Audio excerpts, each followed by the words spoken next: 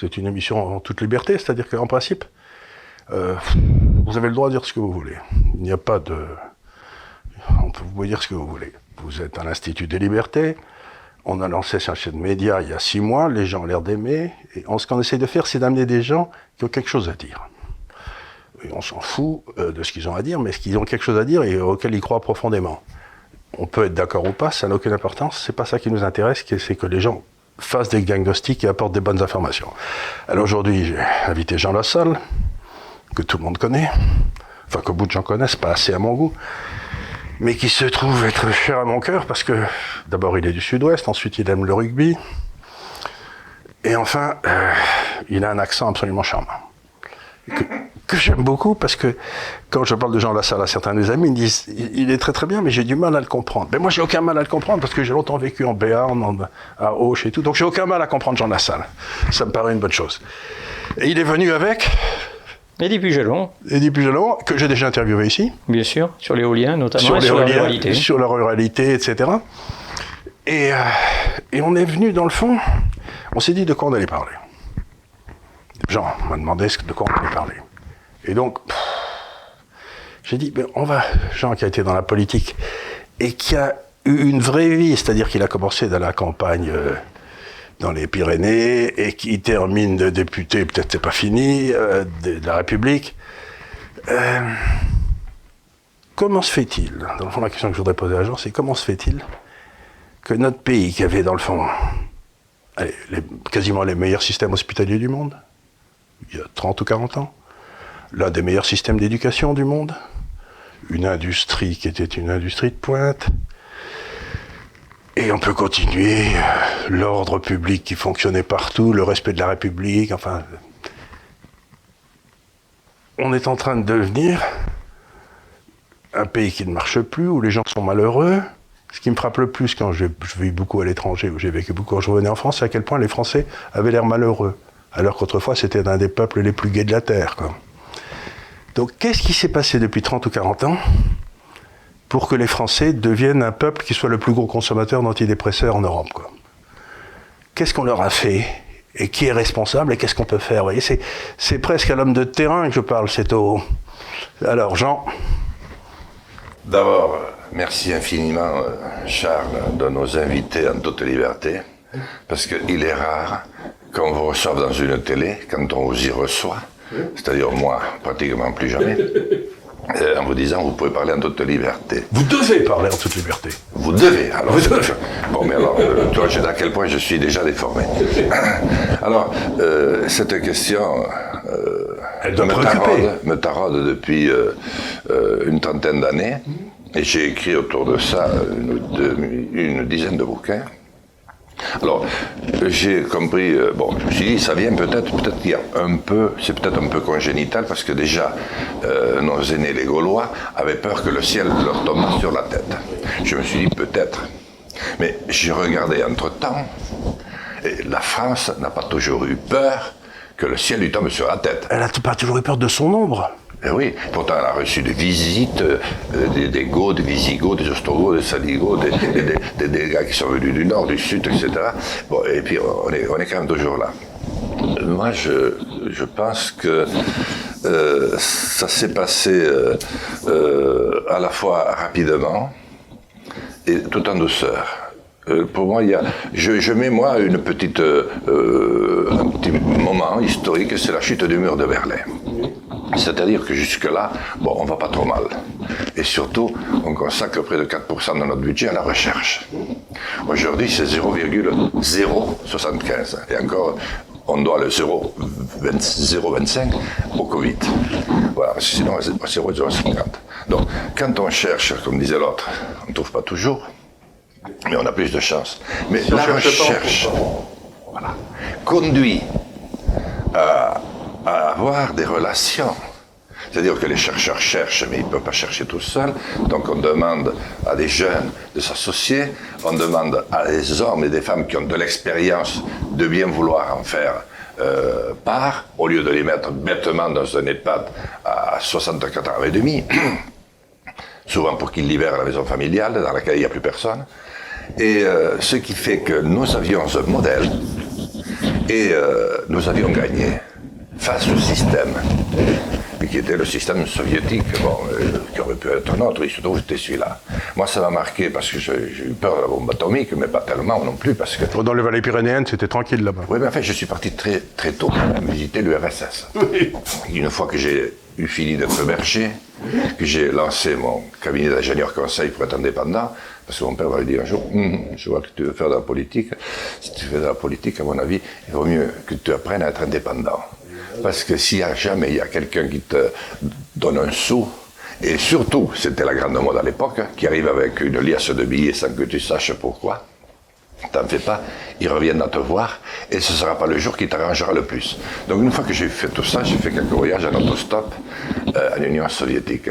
Et comme je m'étais désintimidé, ce qui a pris du temps, les nanas qui étaient au contrôle, de temps en temps, me mettaient un costume soviétique, et puis au retour, un costume allemand de l'Ouest. Voilà, donc j'ai vu. Et puis j'ai vu qu'au fond, Moscou c'était terrible, Saint-Pétersbourg aussi, et que si on allait un peu au ras des pâquerettes, c'est-à-dire 40 km autour, là où c'était interdit, j'ai dit, il faut qu'ils gagnent tout de suite, ou alors ça va prendre du temps. Voilà. Et n'empêche que ce système était quand même terrifiant.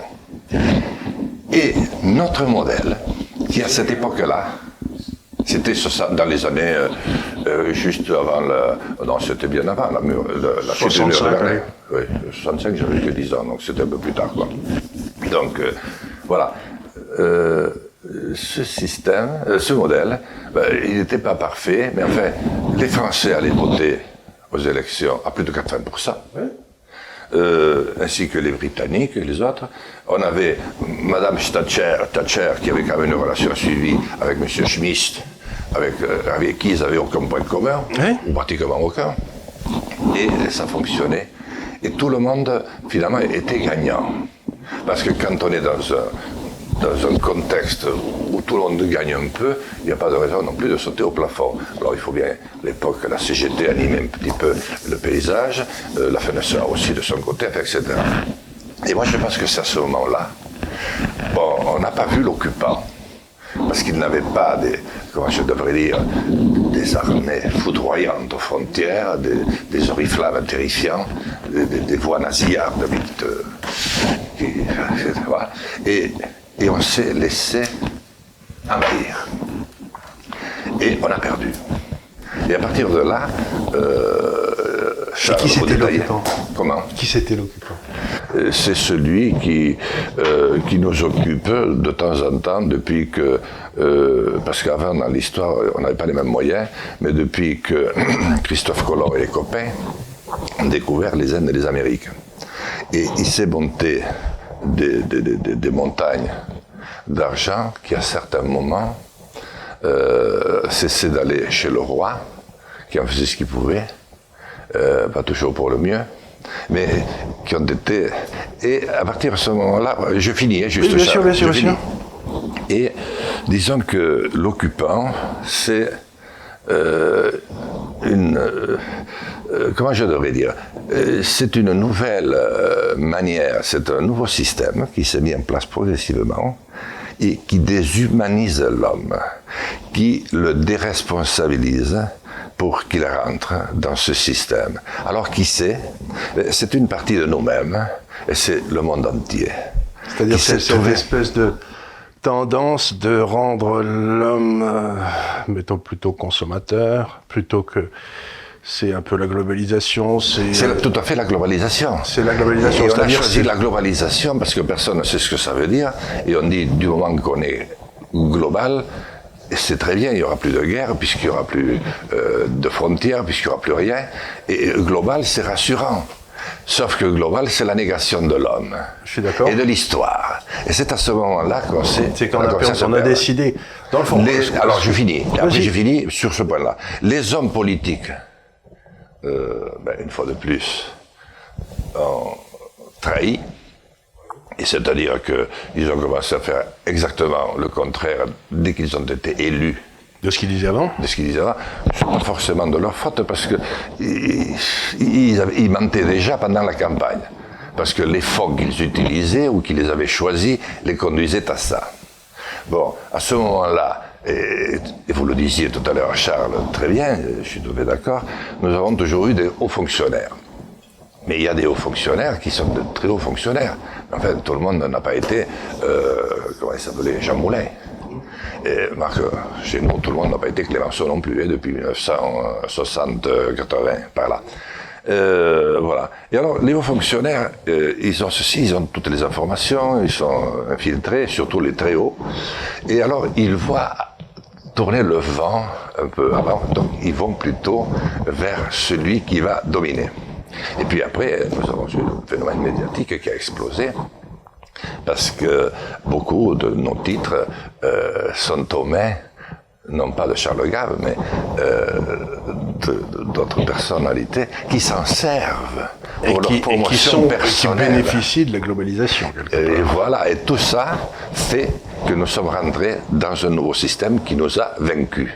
Donc à partir de cela, je la fais un peu courte aussi, voilà l'état d'esprit. Donc à partir de ce moment-là, nous sommes totalement dérégulés et à vrai dire aussi sidérés qu'en 1940, lorsque nous avons vu la meilleure armée du monde se faire pétrifier en 3 semaines. Un pays à la rue alors qu'il se croyait le premier du monde. Parce que le temps qui avait précédé ressemblait étrangement à celui d'aujourd'hui. Ah oui. Nous votions les 40 heures et eux, ils s'armaient jusqu'aux dents. Avec notre technique. Parce que c'était celle de Gaulle quand même qui mettait en œuvre. Voilà. Moi, je vois l'affaire comme ça, un petit peu. C'est-à-dire que, comme le disent les Chinois, quoi, les poissons pourrissent par la tête.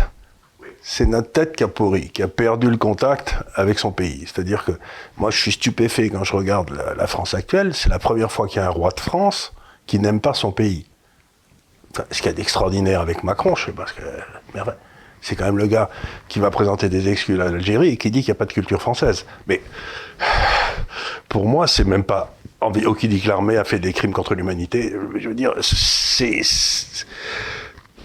c'est presque impossible, quoi. C'est un roi de France qui dit des saloperies sur la France, c'est pas son rôle, quoi. Son rôle, c'est de porter beau, même si on a fait des saloperies dans l'histoire et on en a fait.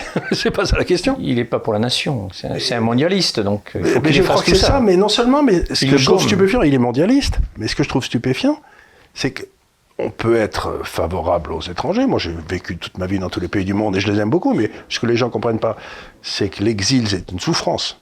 C'est-à-dire que moi, j'ai vécu 35 ou 40 ans de ma vie à l'extérieur de la France. Bah, chaque jour, je souffrais parce que j'étais pas en France, quoi. On est bien en France, bon.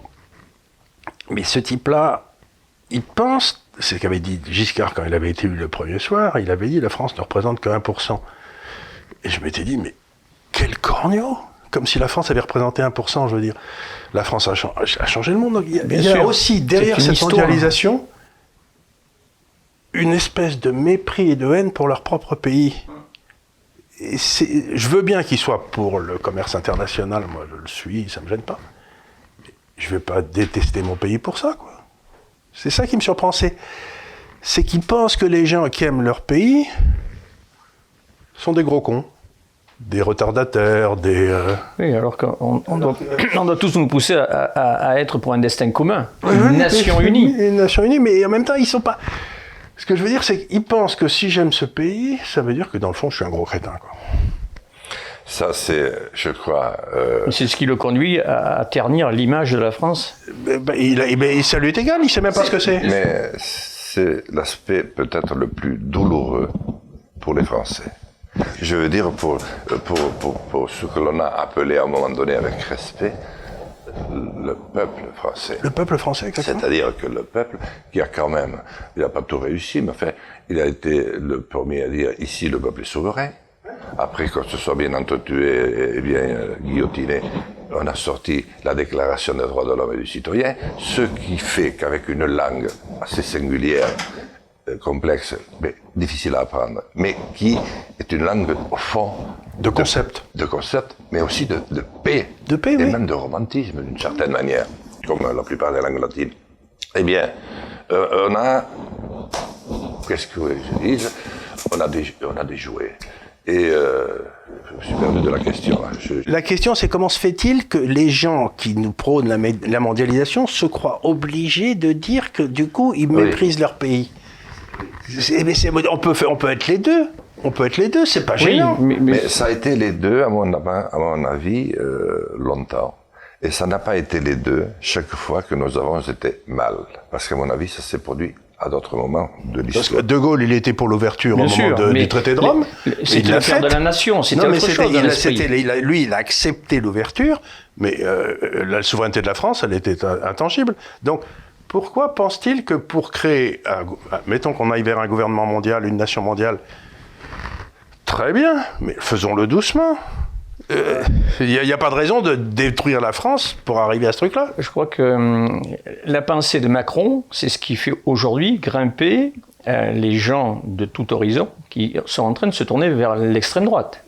Parce qu'on est en train de... Même pas ? Si, je crois que si, quand même, parce que le reniement de tout ce qui est notre histoire, notre pays et sa grandeur, des gens de notre âge, qui auront une culture du travail, ce que l'éducation nationale a perdu en route. Absolument. Nous, quel que soit l'individu, qui soit capable d'être un ingénieur Bac+6 ou qui soit juste devenu un maréchal ferrant, je veux dire, il n'y avait rien de terni, mais on travaillait tous. Et il y avait une valeur du travail. Aujourd'hui, moi, j'ai 61 ans, après c'est libre à moi de penser ça. J'ai un parcours atypique parce que j'ai commencé dans l'industrie chimique. Quand je suis sorti de l'armée, je n'ai pas demandé qu'est-ce que j'allais faire. On m'a proposé du travail. Le premier travail qui est arrivé, je l'ai pris. Ça m'a conduit à travailler en 3-8, samedi, dimanche, jour férié. Et alors, où était le problème ? Je n'ai pas trouvé que c'était quelque chose qui était contre nature pour construire ma vie de famille. Aujourd'hui, il n'y a plus un gars qui veut travailler, qui ne veut plus faire boulanger, qui ne veut plus travailler de nuit. Et on a eu des gens qui ont pris la gauche en 81, qui ont expliqué aux gens que sans travailler, ils allaient pouvoir vivre toute leur vie. On a commencé à ternir l'image du travail de base avec un esprit de gauche qui expliquait qu'il fallait pas punir un gamin parce que ça m'est arrivé d'être puni. Écoutez, non mais attends une seconde, là, il y a tout un tas de trucs. Je crois pas que ce soit une question de gauche, parce que moi quand j'étais gamin à Amiens, etc., les gens de gauche, ils bossaient et ils étaient patriotes. Oui, mais c'est pas les gens de gauche, c'est les gouvernants. Non, mais ici, il s'est passé aujourd'hui. Donc, je crois pas que ce soit une question de gauche, c'est que il s'est passé. Mais je veux pas revenir aux raisons pour lesquelles ça s'est passé. La perte de l'industrie. Oui, mais la perte de l'industrie, je peux l'expliquer, c'est pas un problème. Non, ce qui m'intéresse, c'est de savoir pourquoi nos élites détestent-elles notre pays. C'est ça qui me laisse absolument pantois. Parce qu'à mon avis, et c'est là que j'étais parti. C'est ce qui fait souffrir le plus notre pays. Je suis d'accord. Je crois que c'est certainement notre manière d'enseigner, alors que nous avons été les champions du monde, avec d'ailleurs des gouvernements de gauche. Bien sûr. Parce que après la désintégration de 70, parce que c'était quasiment une désintégration. Quand j'ai fait le Tour de France, j'ai vu à quel point on était descendu quand même, obligé de faire des arcs de triomphe dans l'Est et le Nord pratiquement partout. Et là, il y a eu ces types géniaux qui se sont accrochés en disant on ira instruire le peuple jusqu'au dernier des villages avec des hussards noirs. Les curés n'étaient pas forcément tellement d'accord, mais enfin, ça s'est passé. Mais à ce moment-là, effectivement, il y avait une forme de patriotisme naturel. Et un patriotisme, c'est quoi ? C'est être fier d'être d'un pays. Mais ça ne veut pas dire qu'on pense que l'autre. Ça ne veut pas dire qu'on est meilleur, mais on est content d'être français. Voilà. Et on partage, on a ce sentiment en commun. Et alors, avec une démocratie qui fonctionne, ce qui veut dire un État qui fonctionne, la première des choses qu'il faut faire, c'est retoiletter, revisiter complètement l'État. Parce que les gens sentent que l'État n'est plus là pour... Mais l'État, j'ai reçu un général ici qui était très bien, le général de la Chênaie, qui était le numéro 2 de l'armée de terre française. Et dans le fond, on est arrivé à la conclusion qu'il faudrait qu'il y a l'État régalien, avec les 4 ou 5 fonctions de l'État, l'armée, la police, la justice, la diplomatie, etc. Là, il faudrait voter un budget pour eux, qui serait intouchable. Et puis, ensuite, les petites cuillères et les trucs comme ça, voter un deuxième budget qu'on peut couper, etc. Mais quand on se rend compte que depuis 20 ans ou 30 ans, chaque fois qu'il y a un problème, on coupe les dépenses de la police, on coupe les dépenses de l'armée pour pouvoir faire plus de transferts sociaux, on se dit, on est fou. C'est vraiment sacrifier l'État à la prochaine élection cantonale, quoi. Mais on s'en fout de la prochaine élection cantonale. Alors, parce qu'on avait quand même des gens qui avaient le sens de l'État autrefois. Mais parce qu'il y avait un État. Ah, c'est une bonne réponse. Et oui, il y a un État. Moi, j'ai toujours gardé en mémoire cette réponse du général de Gaulle. Pensez-vous que Lebrun était un chef d'État? Et cette réponse, pour cela, encore eût-il fallu qu'il y eût un État et qu'il fût un chef. Et je trouve que ça correspond assez bien à la situation d'aujourd'hui. Alors, comment c'est venu, à mon avis? Mais il pourrait y avoir 30 interlocuteurs autour de la table, il pourrait y avoir 30 réponses différentes. Moi, je pense qu'il faut aller à l'essentiel. Moi, j'ai été heureux de mon enfance, surtout à la maison, parce que à l'école j'étais trop grand, déjà engandé, j'avais pas appris à jouer au ballon bleu avec les gens du village, j'étais dans la 4e couronne de Lourdes-Ichères, donc un peu, voilà. Mais dans l'ensemble, ça s'est quand même passé.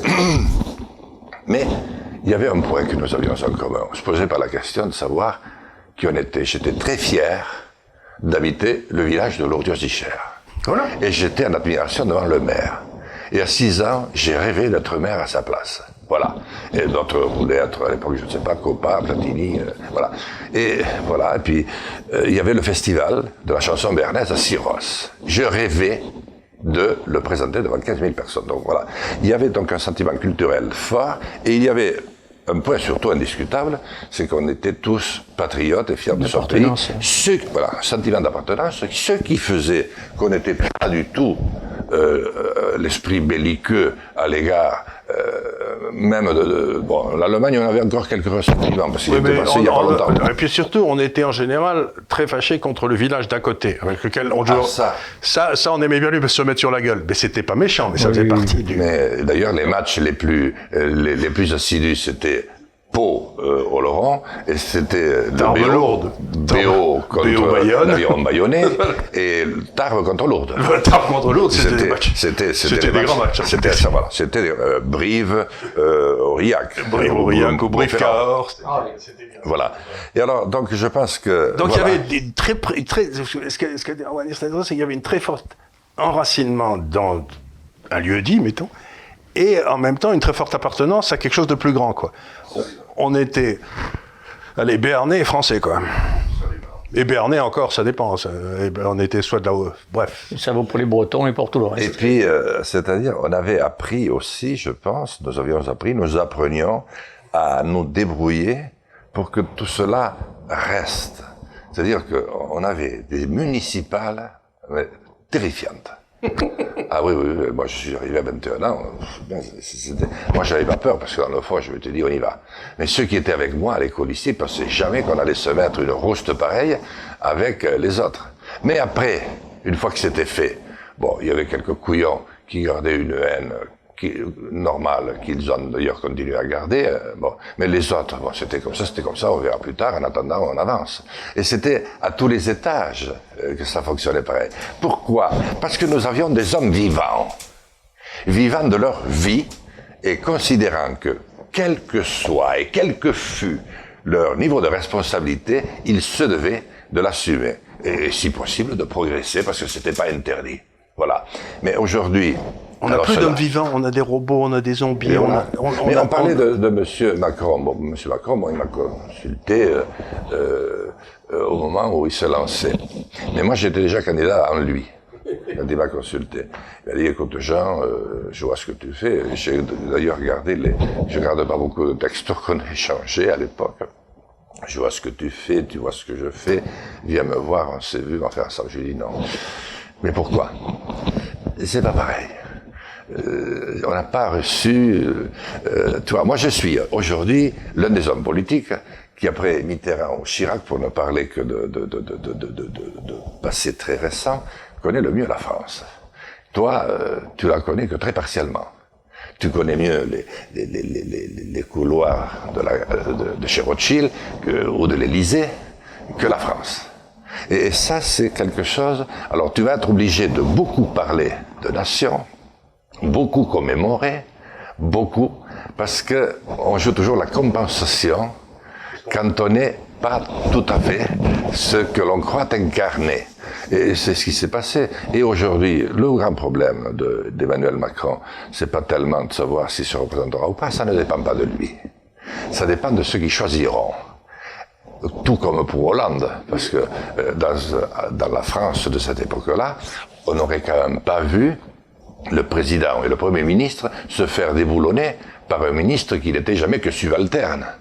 Il aurait quand même fallu... ça pouvait se passer à l'Union soviétique, enfin chez nous, c'était quand même un peu plus élaboré que ça. Or, ça s'est passé ainsi. Et le grand problème de Macron, c'est que s'il ne fait pas la pige dans, cette voie d'ici, soit avec l'AstraZeneca, enfin je ne sais pas comment il s'appelle, ou avec autre chose, grande campagne de presse, on le décanille, on en met un autre. Bon, Madame Le Pen, c'est pas la peine d'en changer, elle tient remarquablement son rôle. Sauf qu'un jour, elle peut franchir la barrière, on ne sait jamais. Mais bon, ce qui serait pas forcément non plus le mieux pour la France, parce que tous les autres seraient fous de rage, et elle-même, enfin, etc. Donc, je crois, pour être positif, c'est que nous devons changer de paradigme. Et nous devons retrouver en nous-mêmes ce que nous sommes réellement. Nous sommes issus d'un pays qui est un des plus grands au monde, avec les Britanniques, avec qui ça n'a pas été un long fleuve tranquille. Nous avons quand même réussi. Ça nous occupait, c'était très bien. Un petit millénaire, dessiner le monde d'aujourd'hui pour le meilleur ou pour le pire. Eux, ils ont choisi de retrouver leur indépendance. Et ça, j'avais jamais le moindre doute. Et au fond, ils vont s'en sortir mieux que nous, parce que ça aussi, c'est un élément que l'on n'a pas bien compris, à mon avis, et qu'on devrait expliquer aux Français. Il y a eu pendant un court laps de temps une question. Bon, on va plus se foutre sur la gueule, là tout le monde était d'accord, parce que 50 millions de morts la dernière fois, ça commençait à bien faire. Bon, il y a les morts officiels, mais il y a ceux de Staline, il y avait ceux d'Hitler avant, et puis il y a eu quelques autres ailleurs. Bon, ça ne peut pas durer. Et je crois qu'il n'y a pas plus pacifiste dans le sens grand du terme que nous, au fond. On aime la paix, et on aime la liberté, et on aime l'identité, on aime être de quelque part. Et donc on a dit, mais au lieu de faire une Europe simple, comme on a fait les premières, comment je devrais dire, les premiers regroupements de communes, où le maire portait la voix de sa commune. Mais pour autant, il ne portait pas avec lui les prérogatives, son espace dont il avait la charge. Il n'en avait pas le droit. Il portait la responsabilité. Et on a pu faire en commun des choses qui étaient difficiles à faire ensemble. Mais après, on a inventé progressivement les grandes intercommunalités, où là, comme d'habitude, il y a 3 mecs qui dépassent, qui sont soi-disant les chefs, mais comme ils ont des responsabilités tellement écrasantes, on a mis un secrétaire général, qui fait tout. Si possible un préfet ou quelqu'un comme ça. Qui connaît l'administration. Qui connaît. Et le pauvre maire, il peut même pas amener son adjoint avec lui. Parce qu'il a trop peur de le voir relégué au 250e rang, c'est-à-dire un rang où on n'a absolument pas besoin de lui. Et ça, c'est une illustration un petit peu de ce qui nous arrive. Ce que tu es en train de dire, c'est très intéressant. Moi, je trouve ça passionnant. C'est-à-dire que les Français ne sont plus gouvernés par des gens qu'ils respectent, mais ils sont administrés. Exactement. Ils sont plus gouvernés, donc ils en crèvent, parce que ces administrateurs, finalement, on l'a vu dans les hôpitaux, ils sont bons à tout, sauf à avoir les médicaments au bon endroit, au bon moment. Mais par contre, ils ont monté des systèmes pour se protéger leurs fesses à eux, pour qu'il leur arrive jamais rien. Et donc, ils font leur boulot, c'est pas ce que je veux dire, mais quand tu regardes le nombre d'administrations hospitalières qu'il y a, tu te dis, mais comment ils se retrouvent, quoi? Qui c'est qui est le chef là-dedans, quoi? C'est comme... Et vous parliez, Charles, tout à l'heure, des lits d'hôpitaux. À Oloron, en 1990, ce qui n'est quand même pas le Moyen-Âge, nous avions 50 lits hospitalisés. 14 aujourd'hui. Pour une population sur le versant d'Oloron, sur le bassin d'Oloron, qui est à peu près la même, bien sûr. Il y en a quelques-uns qui ont continué à quitter nos campagnes pour aller s'installer dans les grandes bourgades autour d'Oloron-Sainte-Marie. Le même phénomène au Pays Basque, d'ailleurs. Bien sûr, partout. Un peu moins. Mais voilà. Et aujourd'hui, 14 lits. Mais c'est que cela montre bien ce système infernal où ce n'est plus nous, les hommes politiques, qui avons pris les décisions, mais c'est exactement des administrations. Une armée, une espèce d'armée mexicaine.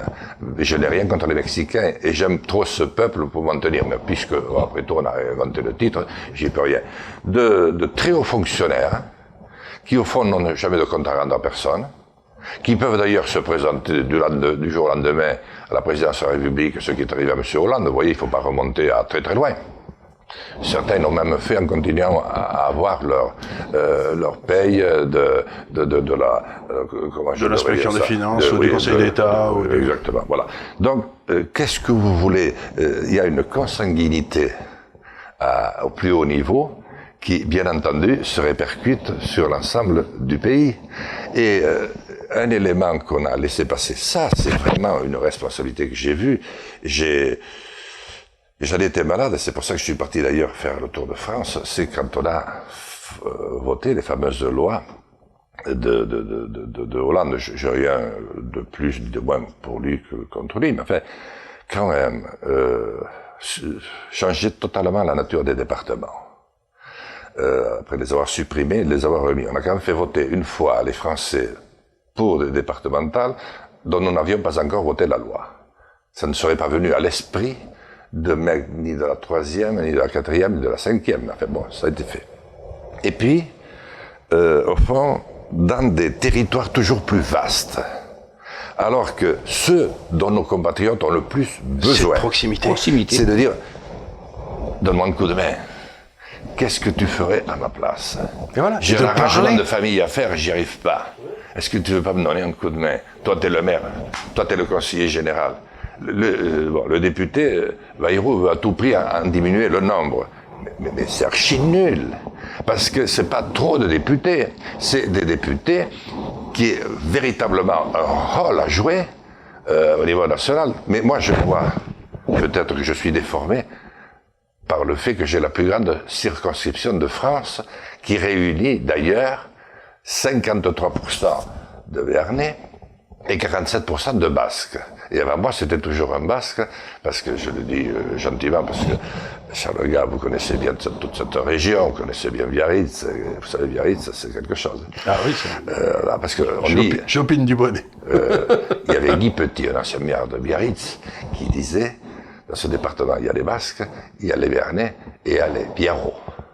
Et j'avais trouvé que c'était pas mauvais. Donc, qu'est-ce que vous voulez que je vous dise quand on est dans un état d'esprit où on ne prend pas les décisions et où l'on défait, où l'on déconstruit ce qu'on a fait peut-être le mieux réussi, parce que c'était notre longue histoire, une organisation territoriale qui faisait que, bon an, mal an, on pouvait quand même vivre un peu partout et avoir l'équilibre des chances. On avait pu construire 50 lits d'hôpital à Oloron-Sainte-Marie. Et qu'ensuite, il a fallu tailler parce que l'argent dans l'espace public n'existait plus. Alors moi, j'aime une France qui est à la fois, qui se donne les moyens de vivre. Mais elle existait plus, pourquoi? Mais moi, je peux expliquer pourquoi, parce que il y a 35 ans, il y avait 85% des gens dans les hôpitaux qui étaient des personnels soignants. Aujourd'hui, il y a plus de personnel administratif que de personnel soignant. Parce que pour réduire le nombre d'hôpitaux, il faut mettre des tas de fonctionnaires qui vont faire le travail de réduire. Mais ils produisent rien, ces gars-là.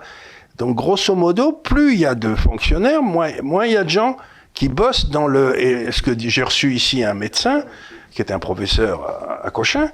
Vous pouvez regarder ça sur le net si vous voulez, c'était passionnant ce qu'il disait. Il disait, dans le fond, le rêve de ces fonctionnaires, c'est d'avoir un hôpital où il n'y ait ni malade, ni docteur.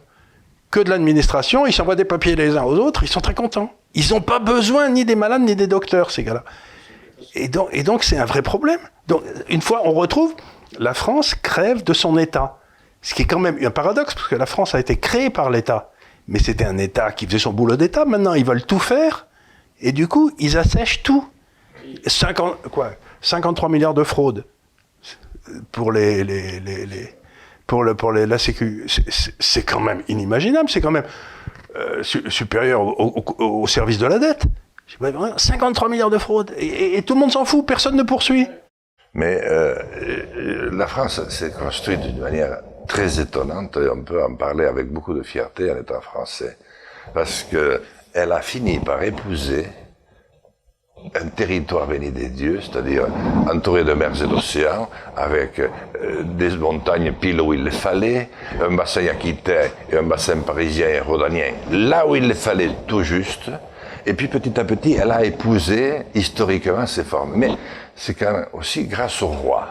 Oui. Parce que les rois, ils avaient beau être rois, Mais ils avaient quand même le souci de leur pays, et puis ils étaient formés, malgré tout, même s'ils étaient très déformés. Et puis après, on a eu les républiques. Bon, mais les républiques, malgré tout, elles ont pris le relais avec l'État. C'est-à-dire que l'État est passé du roi à l'État. Oui. L'État est passé du roi à la République sans trop de problèmes. Il y a eu quelques coups de guillotine, mais enfin, ça s'est fait. Mais au fond, l'État était à la fois le référent, parce qu'il faut quand même qu'il y ait quelqu'un qui fasse que il faille un roi ou un président pour occuper cet État-là, au nom du peuple. Donc, on avait un État qui était à la fois un symbole fort et un stratège et surtout et qui sifflait la fin de la récréation quand il y avait une province qui devenait un petit peu bête ou n'importe quoi, il faisait revenir l'ordre. Et donc, non, mais dans le fond, on est en train de faire ce dont crève la France, c'est d'un État qui n'est pas là où il devrait être, et qui est là où il ne devrait pas être. Exactement. Donc, avec des politiques qui font le contraire au mois de juin. De ce qu'il disait au mois de mai. Au mois de mai. Et avec, après, une armada de fonctionnaires dont nous avons déjà réglé le cas, et quand même des grands éditorialistes qui sont tous issus du même sérail. Je ne devrais pas dire ça parce que j'ai un peu besoin d'eux, mais bon, de toute façon, ils ne m'invitent pas, et s'ils m'invitent, c'est les faits qui les y contraindront. Mais ils disent la même chose. Quant à la recherche, je finis, et quant aux grandes consciences que ce pays a généré, parce que ce pays est devenu universaliste à travers le monde, grâce à son génie. Mais il y avait des mecs qui réfléchissaient. On a quand même quelques-uns des plus grands penseurs, on n'est pas les seuls, mais des plus grands artistes, qui sont nés toujours lorsque la France était bien avec elle-même. Aujourd'hui, on a des vieilles barbes de 30 ans, même pas fournies, et qu'on nous présente sans arrêt comme étant la voie à suivre. Mais merde, c'est pas ça. Mais qu'est-ce que Jean... Moi, j'écoute la télévision et je vois comment peut ressentir un citoyen qui voit une entreprise française qui est dans la recherche médicale, qui est en train d'aboutir sur un vaccin et qui demande à l'État de donner 200 ou 300 000 euros et qu'on lui refuse, et qui se tourne vers l'Angleterre et qui, elle, donne, avec juste titre, la priorité sur les vaccins. Et quand on voit que les vaccins qui sont produits aux États-Unis sont faits par des chercheurs français, mais qu'est-ce qui s'est passé entre la France qui rayonnait dans tout le monde et d'un seul coup, tous nos savoirs qui sont partis, tout on était bon, n'existe plus. Mais je peux expliquer. Qu'est-ce qui s'est passé? Qu'est-ce qui a fait cette déliquescence? C'est toujours la même chose. Je vais vous expliquer. C'est que mon fils, qui est un brillant sujet, qui avait fait une grande université américaine, puis ensuite qui a été lieutenant dans les chasseurs alpins, parce qu'il a demandé à être lieutenant, il a d'abord fait son service comme lieutenant, il n'était pas obligé, il l'a fait. Et il a ensuite été embauché par BNP Paribas. Il a fait l'école de formation de BNP Paribas, ils étaient 300, 400, il est sorti premier les doigts dans le nez. Et ils lui ont dit, bien entendu, vous restez au siège. Il a dit, bien entendu, rien du tout. Vous me faites marrer. Si je reste au siège à Paris, il me restera 130 € par mois pour vivre une fois que j'aurai tout payé, mais je veux que vous me nommiez à Hong Kong, où il m'en restera 1300.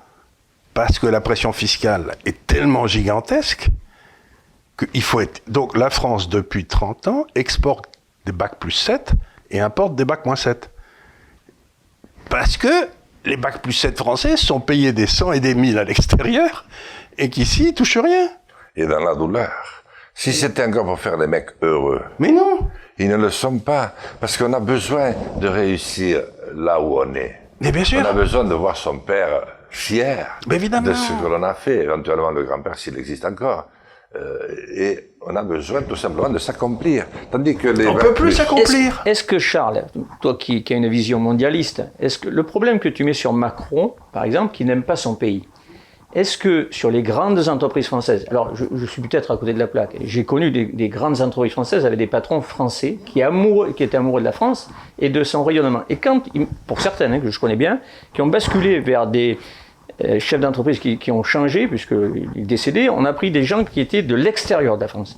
Soit des Américains, soit des Anglais, etc. Est-ce que la vision... Non, la réalité, c'est-à-dire... Est-ce que l'amour d'un pays par rapport à une entreprise ça n'a rien à voir. L'entreprise ne peut pas être patriote. Soyons clairs. L'entreprise ne peut pas être privée. Oui, le rôle de l'entreprise, c'est de ne pas...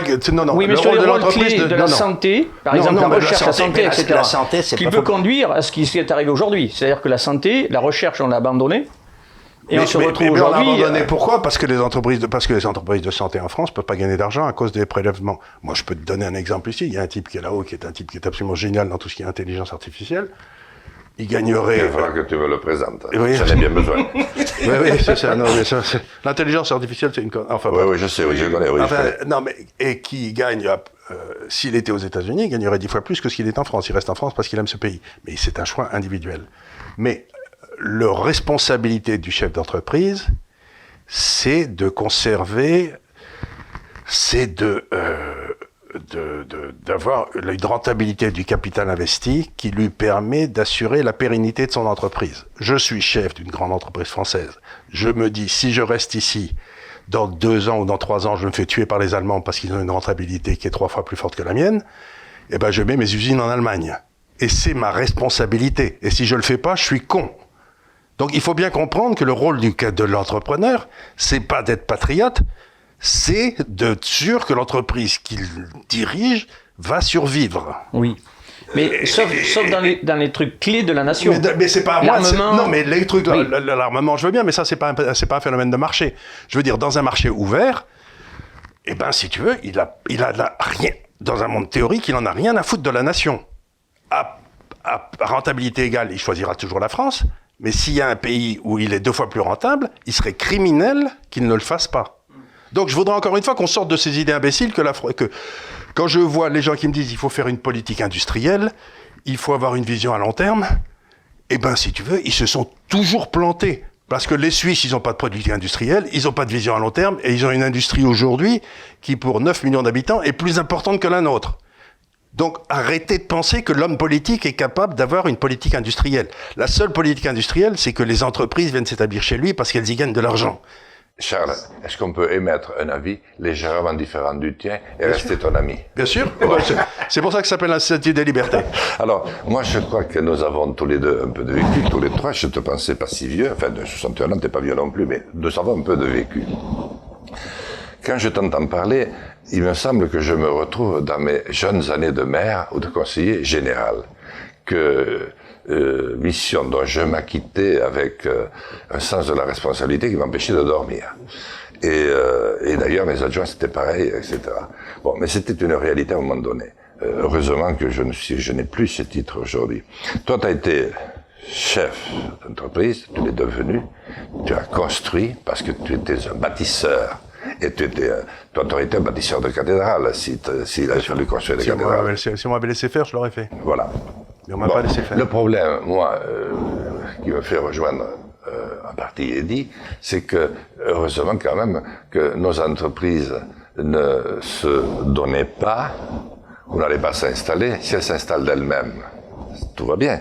Mais si c'est pour aller rejoindre quelqu'un qui va les dévorer, parce qu'il aura autour de lui une armature financière, une organisation nettement supérieure. Ça, c'est tout à fait autre chose. Ça amène à des flux de délocalisation, 400 000 entreprises. Là, je suis tout à fait d'accord, et ça, c'est un crime. Parce que ça ne pourrait pas se passer si les taux d'intérêt n'étaient pas à 0. Ah oui, mais... C'est-à-dire que si le coût du capital... Aujourd'hui, le coût du capital a été mis à un niveau tellement bas que ça permet aux types qui peuvent emprunter, qui ont des actifs, d'emprunter à des coûts très bas, pour racheter une entreprise, alors que si le coût du capital était à un niveau élevé, ils ne pourraient pas emprunter. Donc on a fait la fortune de Goldman Sachs et on a détruit l'industrie française. Donc le dépecement de l'industrie française, c'est le résultat direct de l'euro. Et des taux d'intérêt qui sont très bas en France. Des taux d'intérêt bas, ça enrichit le riche et ça appauvrit le pauvre. Donc, moi je te parlais dans une économie normale où il n'y a pas des gens qui pensent qu'il faut faire un projet politique pour créer une Europe politique.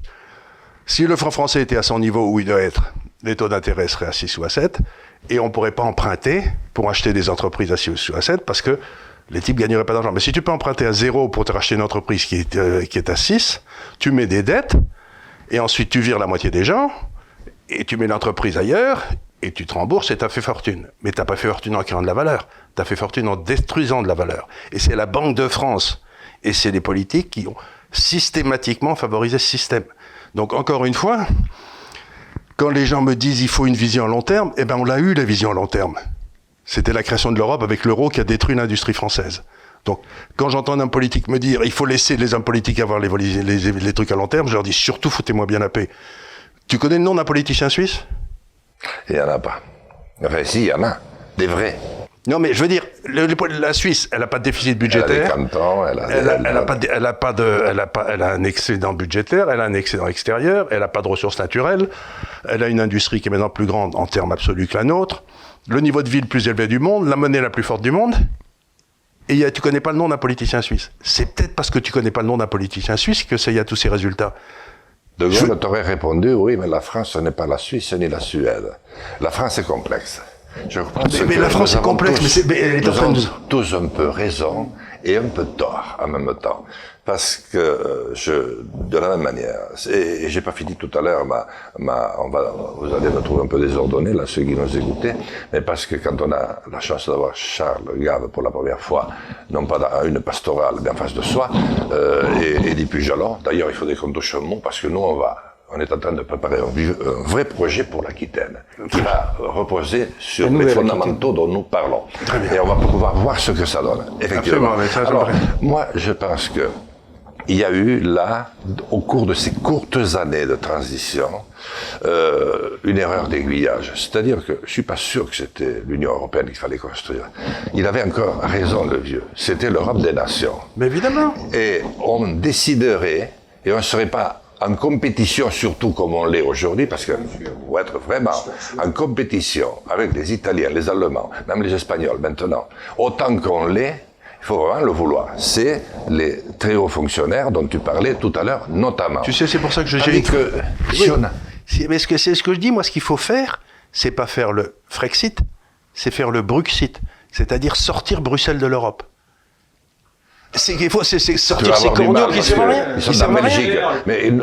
Non, mais tu n'as pas besoin d'une assemblée européenne, tu n'as pas besoin d'une cour de justice européenne, tu n'as pas besoin d'une cour des droits de l'homme européenne, tu as besoin de rien du tout. C'est la surenchère aux directives, la surenchère aux Tu as besoin emmerdes. simplement de gars qui vont, de l'équipe du ministère des Affaires étrangères, et qui vont négocier les accords, comme ça se faisait autrefois, t'arrêtais la montre et puis tout allait bien. On a besoin de retrouver de grands ambassadeurs, parce que l'une des forces de la France, ça a été sa diplomatie. On prépare les affaires, et à ce moment-là, tu n'as plus des Ukrainiens qui travaillent à 400 € par mois et qu'on fout dans des cabanes à Lac pour finir le pétrole. Et alors qu'un Français, tu dois quand même respecter Alors, le donc, président. qu'est-ce que tu vas faire aux élections présidentielles? Tu vas te présenter? Voilà, peut-être. je vais me présenter. Tu vas te présenter. Oui. Moi, si j'avais un projet, ce serait de dire le seul programme qu'il faut avoir, c'est le référendum d'initiative populaire pour rendre la parole au peuple. Je dirais, moi, mon seul programme, c'est le référendum d'initiative populaire. Mais alors le simplifier beaucoup. Mais parce que celui tel celui qu'il est, il ne marche pas, celui-là. Non, celui de Sarkozy, c'est une saloperie. il te faut un siècle pour le mettre en application. Non, il faut le référendum d'initiative populaire, avec le président qui peut lancer un référendum, ou le peuple, comme en Suisse, et ensuite, on pourra réformer tout ça. Mais, c'est-à-dire qu'il faut arriver au truc où on est en Suisse, c'est-à-dire que le lundi matin, par exemple, ils viennent de voter l'interdiction de la burqa. En Suisse, ils ont dit 52% des gens sont contre la burqa, donc plus personne avec une burqa. Très bien, j'ai rien contre. Et le lundi matin, les journaux suisses titraient « Le souverain a parlé ». C'est le peuple. Et donc, Libération ferme sa gueule, Le Monde ferme sa gueule, tous les emmerdeurs qui disent « Vous pouvez pas faire ci ». Par exemple, on fait passer, est-ce que les gens qui ont été condamnés en France, qui ne sont pas français, sont renvoyés automatiquement dans leur pays d'origine ? Le peuple dit oui, bien sûr, et tu peux les virer. Tu vois ce que je veux dire? C'est qu'aujourd'hui, le peuple ne peut plus parler parce qu'on lui a enlevé. Il n'a plus sa souveraineté juridique, il n'a plus sa souveraineté administrative, il n'a plus sa souveraineté monétaire, il n'a plus sa souveraineté budgétaire, il n'a plus sa monnaie. Donc, qu'est-ce que tu veux qu'il fasse? Qu'est-ce que tu veux? Tu es élu président de la République? Qu'est-ce que tu fais? Tu peux rien faire. C'est le plus beau des pouvoirs redonnés au peuple. Oui. Est-ce qu'il faut pas un sevrage sur la désinformation médiatique qui a asservi le peuple. Mais ça, à ce moment-là, Parce que- on coupe les subventions à RTL, à France Inter, à Sud-Ouest, si tu veux, et à ce moment-là, tous ces trucs ferment et les gens se réinforment. Aujourd'hui, malheureusement, les gens sont désinformés, et donc on peut les manipuler comme on veut. Mais ils ne sont pas désinformés, puisque la moitié d'entre eux ne vont plus voter. Il va falloir éviter aussi, si on parle de presse juste un instant, mais il faudrait que tu laisses parler Eddy un peu de notre projet, si tu as une minute. Bien sûr, Non, il faut qu'on regarde l'heure. Parce qu'il je pense qu'il faudra qu'on trouve, mais il n'y a pas que ça, aussi le moyen, parce qu'il y a des fautes à tous les étages, que ce soit Monsieur Bolloré ou Monsieur Niel, mais à la tête du monde, qu'est-ce qu'il y faut? Il est là pour payer 600 journalistes, mais je ne crois pas qu'il se shoot au journalisme, Niel. C'est pour qu'on ne dise pas du mal de lui. Bon, nous, on a tort. Les fonctionnaires ont tort, les chefs d'entreprise ont tort, mais il faut aussi que chacun balaye devant sa porte. Moi, j'ai été invité à une émission, j'ai eu le nom de dire qu'est-ce qu'on rigolait bien avec tu sais, là où il y avait le coq qui imitait tous les personnages, les guignols. Bon, ça n'a pas empêché les choses de se faire, mais on avait quand même un peu de sourire de temps en temps. J'ai dit, tout d'un coup, Bolloré est arrivé, il a viré tout ça. Ah non, pas ça, il ne faut pas dire ça. Hein. Et j'avais demandé avant à la télé qui m'interviewait, non, la journaliste me dit, ne vous en faites pas, c'est enregistré. S'il y a des choses que vous regrettez, vous nous téléphonez, on peut les virer. J'ai dit, bon, très bien, ok. Et si c'est le contraire? Ah non, ici ça risque pas d'arriver, vous pouvez tout dire. Je dis ça, ah non, hein, ça ne dites pas ça surtout. Ah bon, mais alors il fallait me le dire, je ne l'aurais pas dit. Donc, mais vous pouvez l'enlever, donc on l'a enlevé. Donc là aussi, je pense qu'à ce niveau-là, il faut faire du ménage, parce qu'aujourd'hui, le peuple il est très loin de ça. Mais le peuple, il est très très loin de ça. Hein. Le peuple, il faut lui c'est dire la vérité. Non, mais il faut le grandir. Comment on a réussi à faire une dette pareille depuis 40 ans, et bien avec les vrais moyens. Le discours du président, repris par le Premier ministre, devant les chambres, télévisé, et ensuite les députés chargés d'aller animer dans tous les coins de France des explications et des débats autour de ça. Il faut faire la même chose pour l'Europe et pour l'euro. Et pourquoi? Mais l'euro, peut pas être, l'euro, ça peut pas marcher. Oui, mais il faut lui dire pourquoi. Ça peut pas marcher. Toi, tu l'as expliqué. Moi, je le comprends. On a mis une monnaie avec la valeur allemande, alors que la monnaie française avait besoin d'être. La monnaie allemande avait toujours besoin d'être réévaluée. Ben, c'est pas difficile. Et la monnaie française avait besoin d'être dévaluée. Mais c'est pas difficile.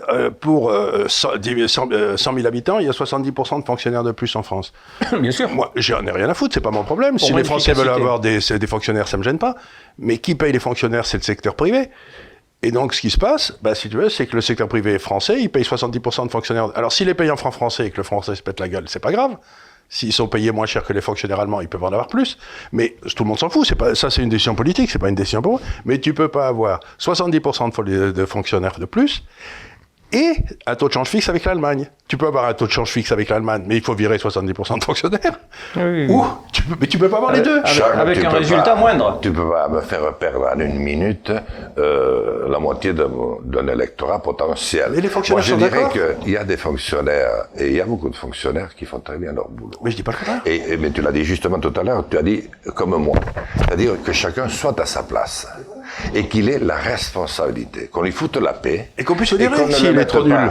Pour mettre des punaises, là où quelqu'un d'autre peut le faire beaucoup mieux que lui et sans se taper sur les doigts, mais qu'on le mette, s'il est haut fonctionnaire, à un poste où il est directement rattaché à quelqu'un qui est issu du suffrage universel et qui aura des comptes à rendre, et qu'on mette, aura un peu plus bas, quelqu'un sous l'autorité du préfet, du sous-préfet, etc.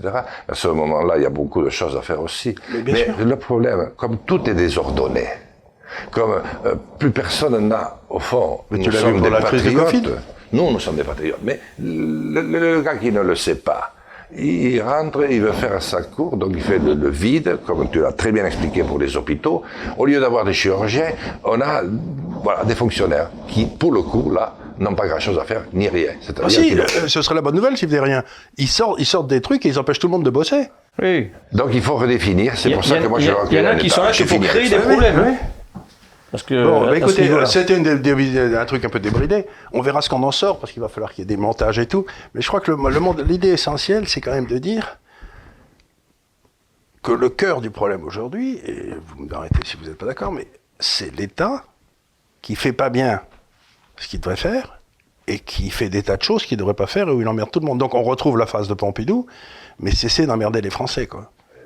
C'est-à-dire qu'il faut que l'État cesse d'emmerder les Français et se remette à leur service.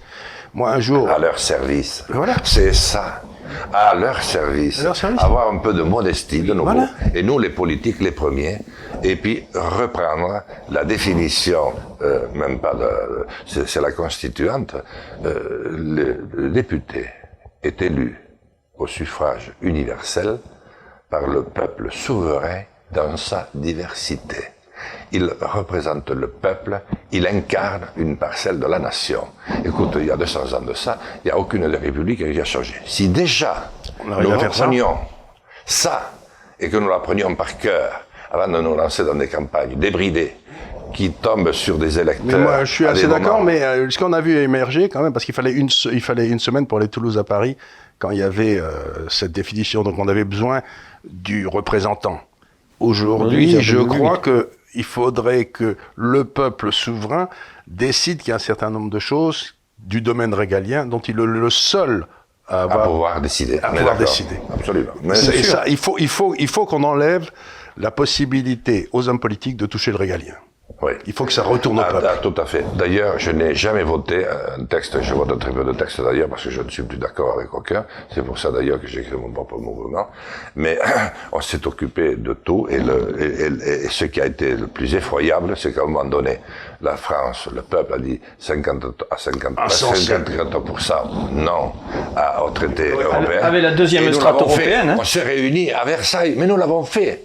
Et le pire, c'est que nous n'avons été qu'une petite trentaine à voter contre. Sans compter qu'on nous a rajouté la strate européenne en disant toujours c'est la faute à l'Europe. Et c'est les mêmes, hein. Donc on a aujourd'hui les deux couches. Donc, mais on était 3 citoyens français énervés parce que leur pays va pas bien. Je crois que c'est ce qu'on a dit. Donc on s'est énervé, on a discuté, c'était peut-être un peu café du commerce, mais on s'en fout, il y a plus de vérités qui sont dites au café du commerce qu'à l'Assemblée nationale, donc on va pas se faire de soucis pour ça. Moi, mon mot de la fin, c'est qu'il n'y a pas de solution sans qu'on rende le pouvoir au peuple souverain. Et ça ne peut passer que par un référendum d'initiative populaire. C'est-à-dire que c'est pas les hommes politiques du haut qui décident ce qui intéresse le peuple, mais c'est le peuple qui décide lui-même ce qui l'intéresse et sur quoi il va voter. Donc pour moi, l'élection présidentielle prochaine, c'est celle du retour de la souveraineté au peuple. Puisque aujourd'hui, il y a tout un tas de problèmes qu'on ne peut pas résoudre autrement que par le retour de la souveraineté au peuple. Donc moi, en ce qui me concerne, je ne voterai jamais pour quelqu'un qui n'a pas ça comme seul et unique point de son programme, si j'ose dire. La solution, c'est le peuple. Alors sur ce plan-là... Maintenant, je laisse la parole à Jean. Merci beaucoup. Vous l'avez dit, je ne sais pas. Mais non, mais lui aussi, je suis totalement d'accord, Charles. Je pense que ça doit être inscrit en lettres de feu, peut-être, de nouveau dans nos têtes, pour que pas les brûler, mais pour nous remettre d'accord. Et c'est pour ça que nous avons parlé du référendum d'initiative populaire. Il faut totalement le revoir, parce que tel qu'il est... Oh, c'est pas jouable. Moi, j'ai proposé le vote blanc pour une transition pacifique. Parce que sinon, on va tout droit là, vers des affrontements très sévères. Voilà, ou pire, je ne sais pas. Ou les deux. Moi, j'ai proposé le vote blanc... Mitterrand en avait parlé, Chirac avait le faire, Hollande aussi, personne ne l'a fait. Mais le vote blanc, bien sûr qu'il y a un côté désagréable, mais la France aime aussi traiter ces problèmes. Et au lieu de les traiter avec des armes, traitons-les par la politique, mais par des vrais politiques, qui savent qui est le patron absolu, c'est le peuple. Donc moi je verrai l'institution que l'on comptabilise, le vote blanc, parmi les exprimés. Et qu'est-ce qui va arriver en tête pendant 2 ou 3 élections? C'est M. Blanc. Et qu'est-ce qu'on fait dans ce cas-là? Est-ce que c'est M. 2 qui est devant? Non. Donc le peuple, comme il était têtu en France, quand on lui redonne enfin la possibilité de s'exprimer, il va nous obliger, à plancher ensemble, parce que là, on doit sortir de... Ça, c'est pour l'exécutif. Voilà. Il me semble que pour les problèmes régaliens, il faut poser la question au peuple. Il faut qu'il la pose à lui-même. Oui, mais parce que le régalien, ça lui appartient de savoir quelle organisation il veut. Donc, c'est lui qui va donner des voix. Et puis ensuite, il faut pouvoir avoir des référendums ordinaires. Et pour ça, moi, je pense qu'on doit en finir avec le président et l'Assemblée élus en même temps. Et je me demande s'il ne faut pas revenir au septennat non éligible. De façon à ce qu'on puisse se dissoudre et qu'à un moment donné, on fasse respirer. Mais si déjà il y avait un peu plus souvent des référendums et que le peuple souverain, et on se rejoint totalement, puisse s'exprimer, on éviterait bien des désordres. Et il y a des problèmes un sens commun. Bien, un sens commun. Il y a des problèmes qu'on ne peut pas résoudre, comme par exemple celui de l'immigration pour des raisons. Mais bien sûr. Tandis que là, on demande son avis au peuple. Et le souverain a parlé, celui qui a perdu se tait, quoi, c'est fini. Tandis qu'il y a des questions qu'on ne peut pas poser, si on est un homme politique normal. Ben, tu ne peux pas. Tu es disqualifié avant même d'avoir parlé. Pardon. À toi, Eddy. Non, je suis entièrement d'accord avec toi sur le vote blanc. D'abord, le vote blanc, ça permet à tous les gens de pouvoir s'exprimer et ça donne quand même une tendance. Ça oblige les gens aussi et ça leur permet d'aller voter parce qu'aujourd'hui, le fait d'avoir ce piteux score aux élections, je ne parle même pas en période Covid, parce que là, la Covid, ça en rajoute une couche. Sur le référendum d'initiative populaire, j'y suis entièrement d'accord. Moi qui ai un regard particulier sur le vote sur l'Europe, où Dieu sait qu'on a travaillé, et j'ai fait beaucoup de campagnes pour ce fameux référendum où Nicolas Sarkozy s'est assis dessus, il faut le dire les choses, et qui m'est resté en travers de la gorge, parce que le peuple avait décidé. Évidemment, j'y suis d'accord, mais comme je l'ai dit tout à l'heure, évidemment, j'y suis d'accord à condition qu'il ne soit pas dévoyé par une désinformation. Et là, sur les sujets, alors basiques, comme tu le dis, sur l'immigration, pourquoi pas, mais attention à ne pas se faire voler. Mais regarde, par manipulation. On va conclure là-dessus, mais moi, je suis pas du tout inquiet pour la misinformation, parce que aussi bien pour Maastricht que pour le traité européen, là, on l'avait matraqué le peuple comme jamais. Et il a voté contre. Bien sûr, bien sûr. Et j'ai vu en Angleterre, j'étais en Angleterre, le Brexit, tout le monde disait « Oh là là, cette loi dans le nez, ils vont tous voter pour l'Europe ». Ils ont voté contre. Donc, je crois pas du tout à la désinformation. Que les corneaux à Paris disent tous que, bon, il y a les bobos à Paris qui vont voter, mais personne ne les écoute. Donc, si j'ose dire, on est arrivé à un tel point de désinformation qu'aujourd'hui, je pense qu'il y a toute une série qui vote littéralement en pensant que ce qu'ils disent à France Inter, c'est le contraire de la vérité, donc ils vont faire le contraire, quoi. Vous voyez ce que je veux dire? Ils suivent sur France Inter à l'inverse. Hélas, un peu de ça, et c'est terrible pour un grand peuple comme le nôtre, et pour un grand pays comme le nôtre. Mais je suis d'accord. Voilà. Merci beaucoup, messieurs. Merci, Charles. Merci à toi. On est tous inquiets.